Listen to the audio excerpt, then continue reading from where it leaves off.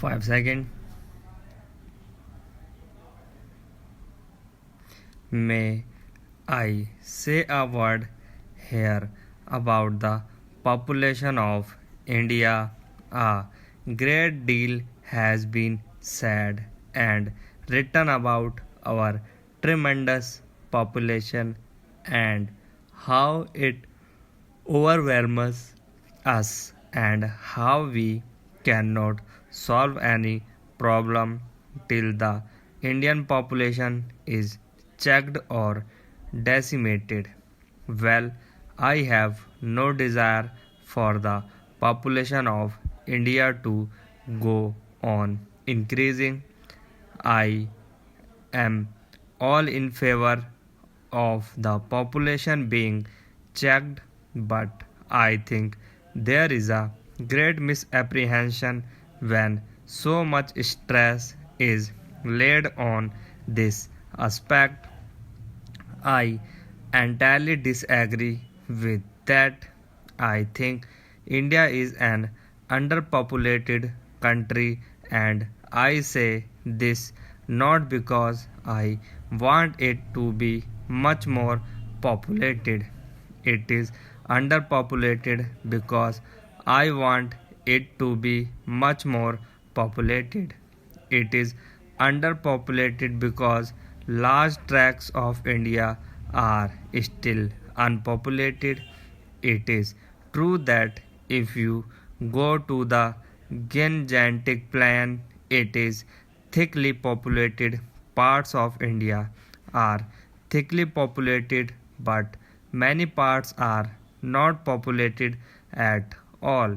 A delegate to this conference told me last night that coming from Karachi to Delhi, Madras, and then to Command, he was amazed to see the scarcity of population. Of course, he was traveling by plane. Nevertheless, the whole countryside appeared to him to be sparsely populated, and after all, it is possible to judge whether the country is heavily populated or not.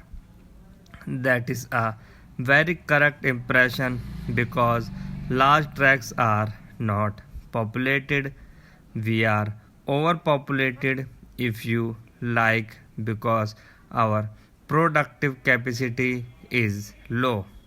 If we increase our production, agricultural and other, and if the population is put to work for production, that we are not overpopulated. We have these bigger river valley scheme which in association irrigating land, preventing floods, soil erosion and malaria will produce a very great deal of hydroelectric power, and at the same time we will have industrial development. If you look at the map of India, you will see the noble range of the Himalayas from the north to the northeast. I do not think there is any part of the world similar in area which has so much concentrated power, latent potential power, if only it can be tapped and used. Well, we intend tapping and using it, but my point is that not only India but the whole of the Asian region is full of vast resources, human and material, and the question before us is how to hold them together and produce result.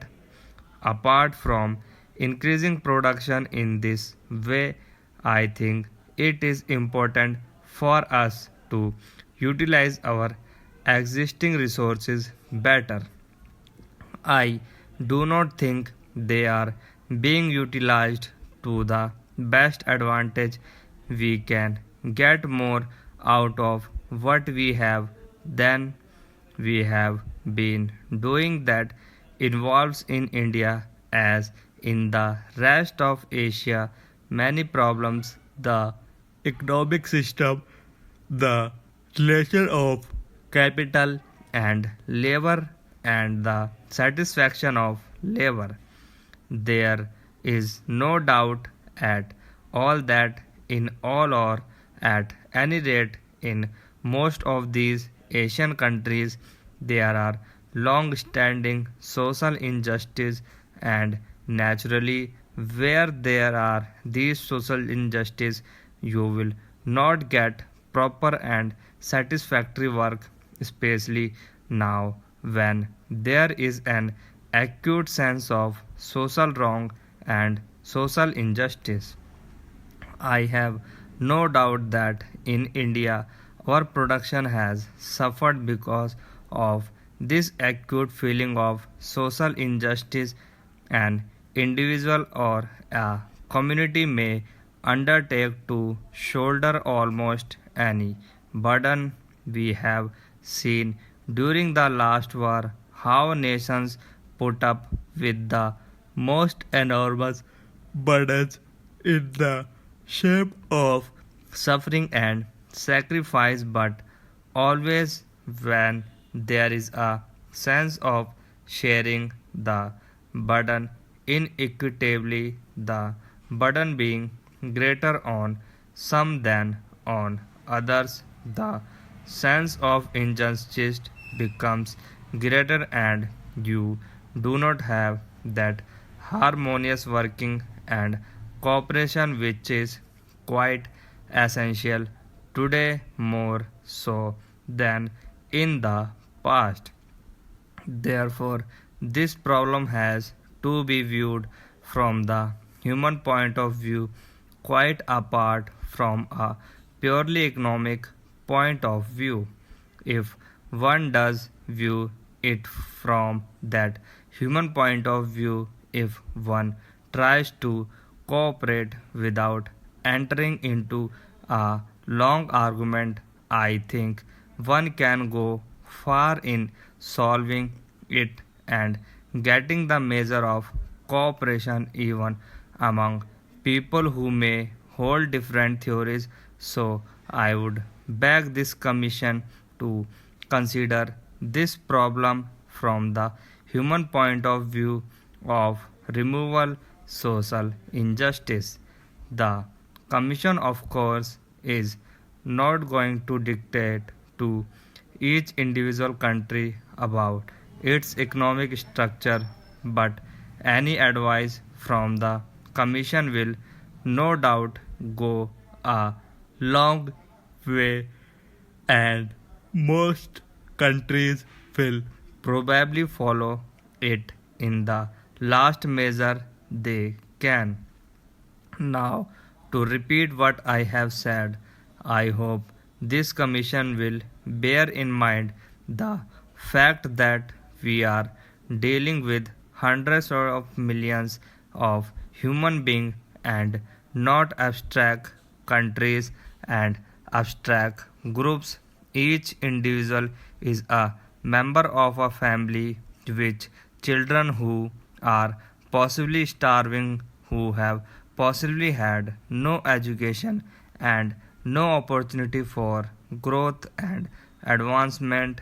I mentioned right at the beginning certain parts of Asia which have not completely solved their political problems